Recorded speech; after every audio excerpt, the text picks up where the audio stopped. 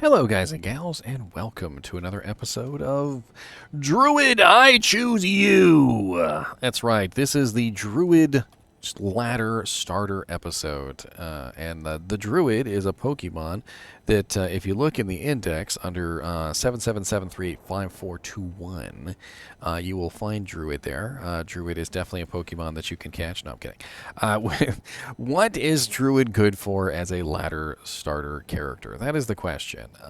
If you can make a druid for your ladder starter character, is it a good choice? Is it a bad choice? Are they good in groups? Are they good by themselves?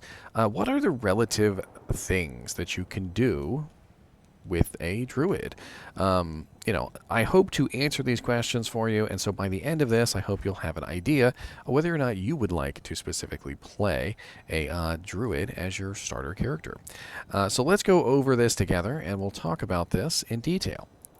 One thing that I would like to point out before we start is that we have actually gotten word that there is more balance changes coming for the summoning tree. So as I talk about the summoning tree, I want you to keep in mind that in 2.4 Public Test Realm, they are still kind of solidifying what they are going to do for the summon druid. There was a post on Reddit by a guy who posted a guide revolving around the summon druid, and it was Pez Radar, and Pez Radar commented on this person's guide that he basically was going to need a new guide because they were going to be making more changes. So we'll keep that in mind as we go forward. So let's tackle equipment first. So I always ask this question. This is what we start out with. Is Druid a highly equipment-based character? The answer is yes and no. So Druid has some very highly equipment-based builds, like for instance the Werewolf and the Bear builds tend to be highly equipment-based. The Rabies Druid is not so much equipment-based, and neither is the Fire Claws Shapeshifting Druid, but for the most part, if you are to build a Feral Rage, Fury, Maul, Shockwave, these abilities are going to be highly equipment-based. You're going to need a good weapon, you're going to need good equipment to pull these builds off. However, Fire Claws, Rabies, the entire Fire Tree, the entire Hurricane, or rather Cold Tree, as well as the Summoning Tree, do not really require equipment. And I'm going to go over with you guys a few different build ideas that you can do to really kind of dominate early on in the ladder. So one build that you can do early on to dominate in the ladder is actually the summoning build.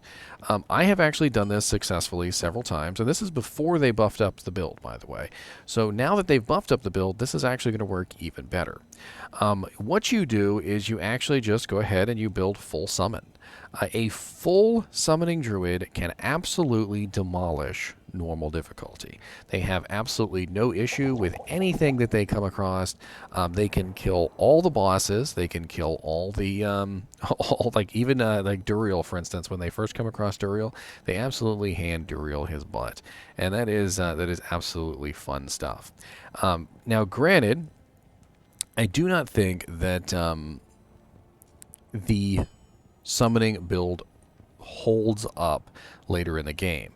You do need equipment to beef up your summon build when it comes to Nightmare difficulty and Hell difficulty, and around that point you're probably going to want to respec into something else.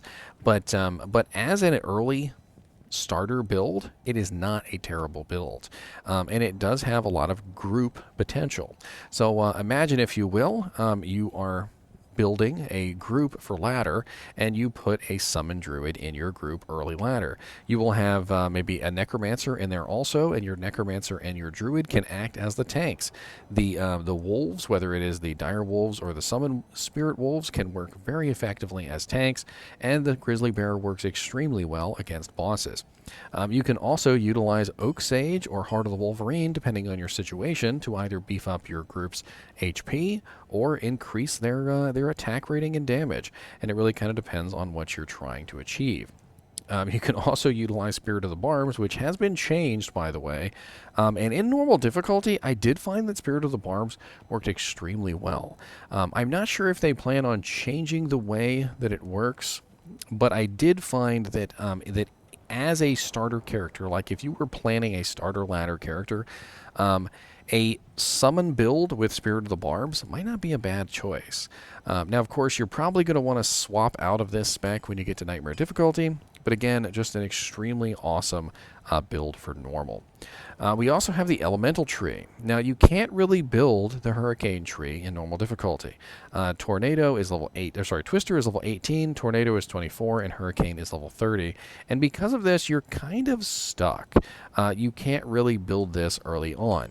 But the Fire Tree actually works really well in normal difficulty.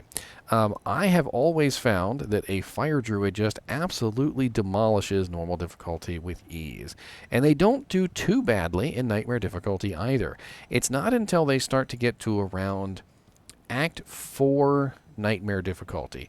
That's where things start to go really downhill for them, because then you start to get into a large number of fire immunes and things like that, which can make things rather difficult for you. Hell difficulty, there are even more fire immunes, and that's when things go really, really bad, and fire tends to be a very poor spec indeed. Now, I don't necessarily want to diminish the Fire Tree, because they have been working on it. They have been adding more physical damage to the tree and things like that. And when you get the right amount of equipment, you could possibly make this work in Hell difficulty, but it's going to take a little bit of time and effort. When you get to Nightmare difficulty, a lot of people like to swap over to the Twister Tree, which is also very nice because it combines both cold damage and physical damage in the form of a tornado. They have also added a very nice stun mechanic buff on Twister. So let me see if I can actually show you this just for fun. So let me go ahead and... of course, I don't have any skill points.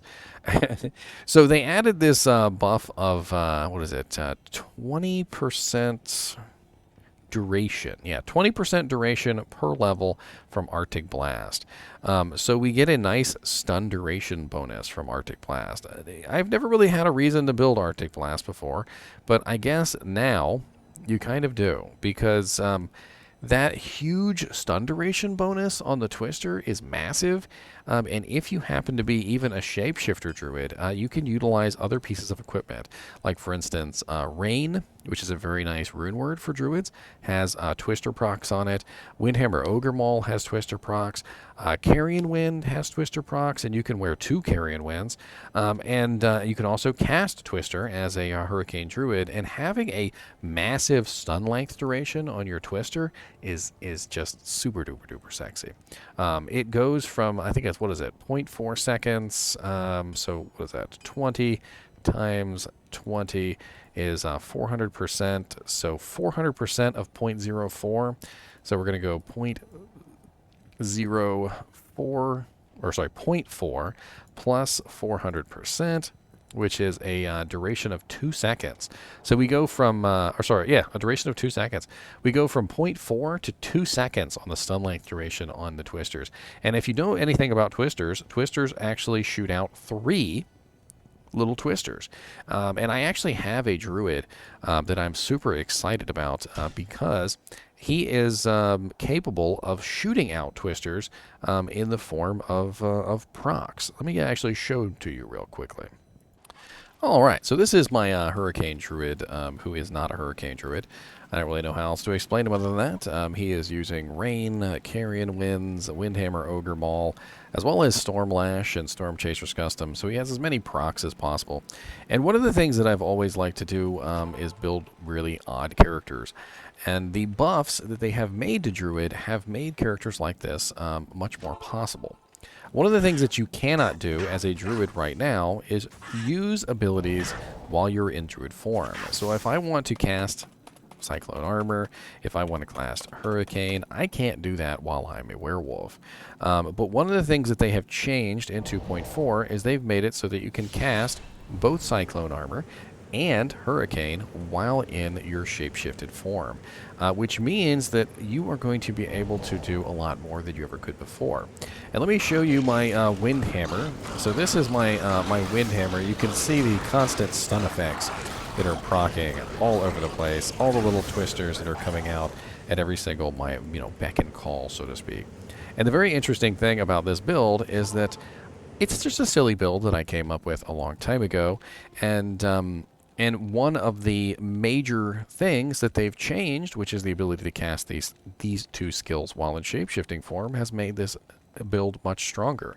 They also added a much higher stun length on Twister, which is again going to make this build much stronger. And I'm actually really, really excited about this in general, just simply because it's a very fun build for me.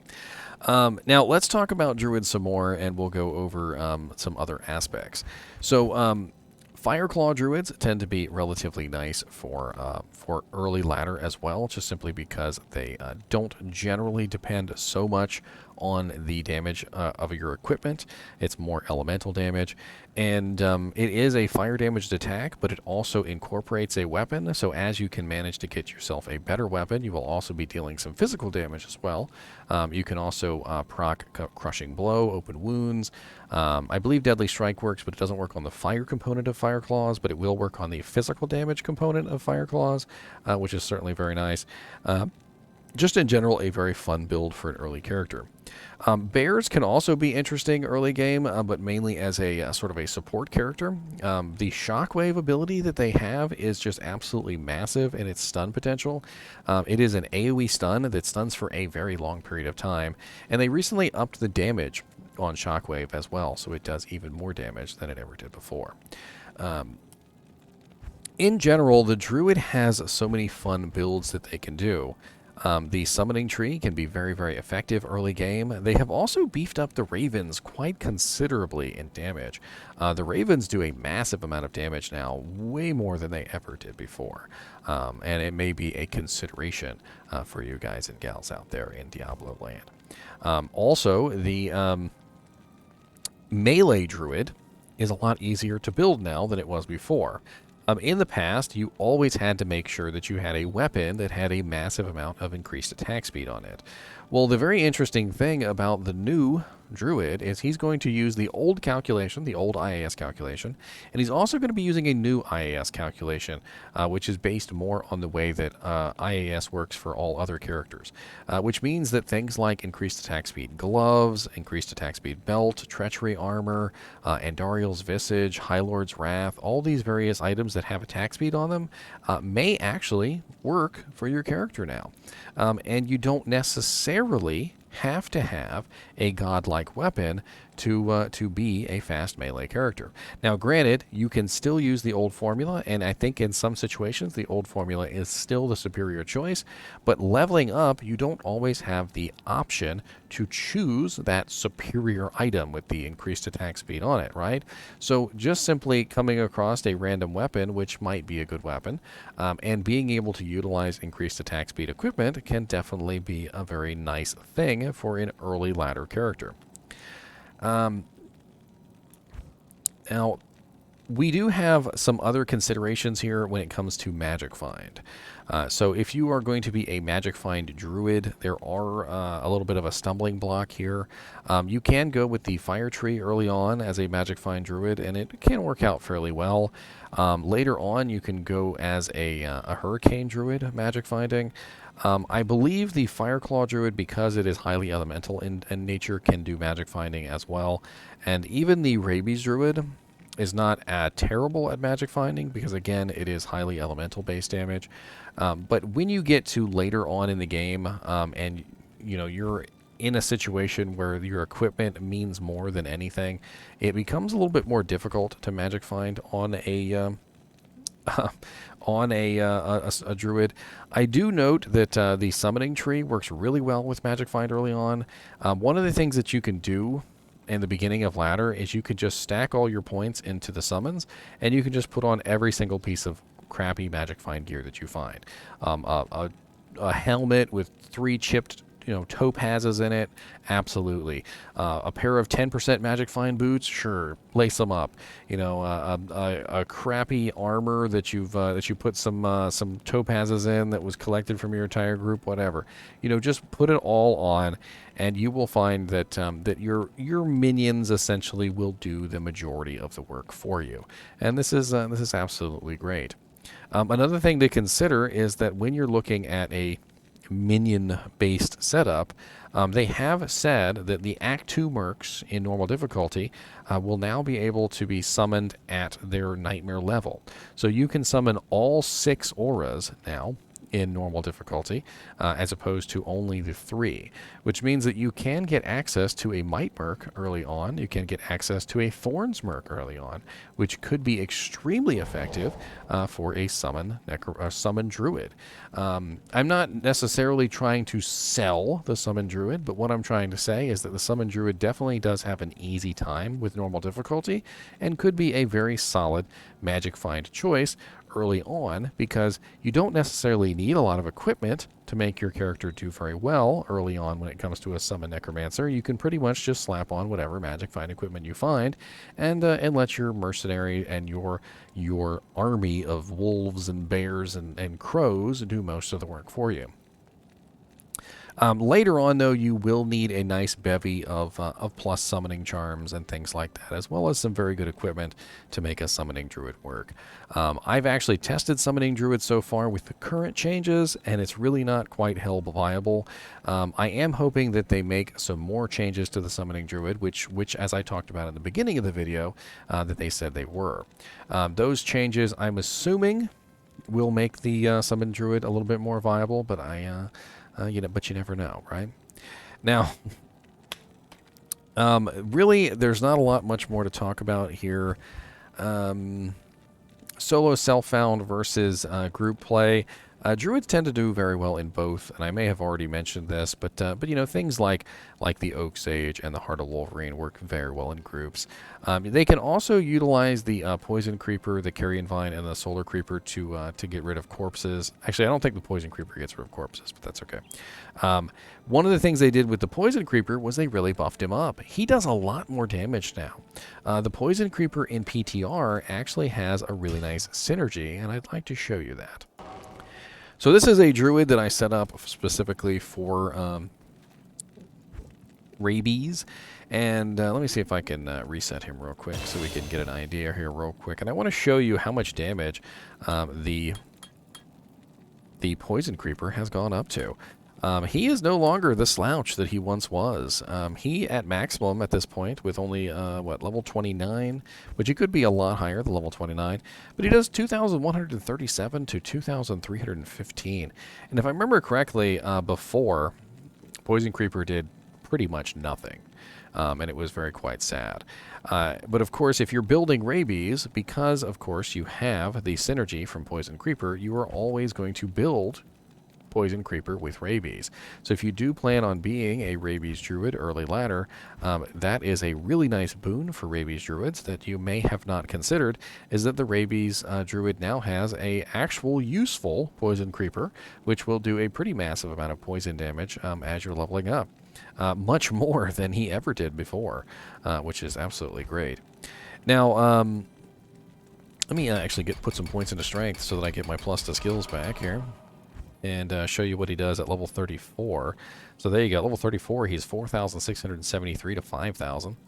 And on my rabies druid, I'm doing 28,000 to 390. And believe it or not, Poison Creeper and rabies actually do stack. Most poison damages don't, but these actually do. And that's a very interesting change. And also, let me show you the maximum ravens as well, because why not? I'm gonna have to reset here. Hold on.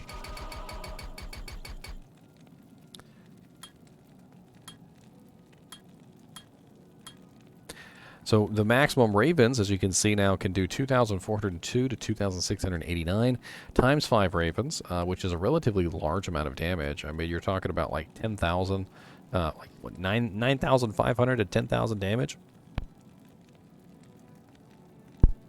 which is a lot of damage. They really have buffed up the ravens quite considerably. And of course, to get that damage, you have to build full summoning tree to do it. But if you were actually going to build a full summoning druid, well, that is a very nice reward. I have known people who have built full summoning druids before druid ever got any buffs whatsoever, and they still did relatively well. Not amazing, but relatively well. And now that the ravens are actually even more useful than they ever were before, It's certainly very nice. Ravens might actually work their way into a lot more builds in their current state because not only do they blind targets, but they also deal out a lot more damage now. So even if you were something like a Hurricane Druid, a Shapeshifter Druid, it doesn't really matter because, quite honestly, having a couple Ravens around can be very useful to help keep your monsters, the monsters blinded. And then on top of that, you got the nice damage buff on them now too, which is definitely very nice. Molten Boulder has been buffed up quite a bit, and let me see if I can show you Molten Boulder real quick. So Molten Boulder has gotten a lot of buffs, and let's go ahead and grab Volcano and Firestorm.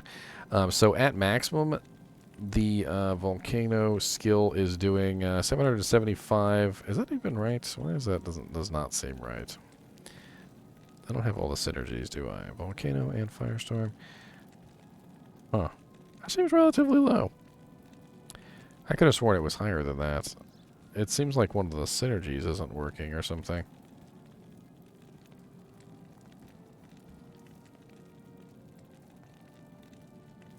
But it does physical damage as well as fire damage now, which is one of the reasons why it is been beefed up considerably. I'm going to see how much damage it does. Of course, I've got no HP right now. And of course, this character is not actually built for elemental damage. They also reduced the casting delay on it, as you can tell, and it makes it a lot faster to cast. That's one of the things that you've got to note about a lot of the characters now is that pretty much all of the casting delays that transferred in between skills has now been removed. And on top of that, quite a few of the abilities have lost their casting delay or what's the term? The casting delay has been reduced. Hydra, for instance, completely lost its casting delay. You can literally just cast 6 of them in quick succession. Things like Hurricane no longer apply a casting delay to the rest of the abilities in the tree. So for instance, usually if you cast Hurricane, everything gets redded out for a couple milliseconds. I want to say like about a half a second. Or if you have an ability like Armageddon and Hurricane, they kind of conflict with each other. Well, no more. So all the abilities have kind of been isolated now. So Hurricane still applies a delay, but only to itself. Armageddon still applies a delay, but only to itself, and so forth and so on. And this has really made for a very nice buff to characters that allow them to weave spells in and out. I'm not exactly sure what's going on with my Molten Boulder. Let me get a couple more skill points here. So 1,560 to 1,770. And it does have a average damage, fire damage per second as well. So maybe I'm just looking at it wrong here because it does have a physical damage component. It has an elemental damage component. It also has a fire damage component. I think all of them together probably stack a lot higher than I'm giving it credit for. And it can be used in combination with some of the other fire abilities as well, like, for instance, Volcano. You can put some volcanoes right up underneath their tuchus.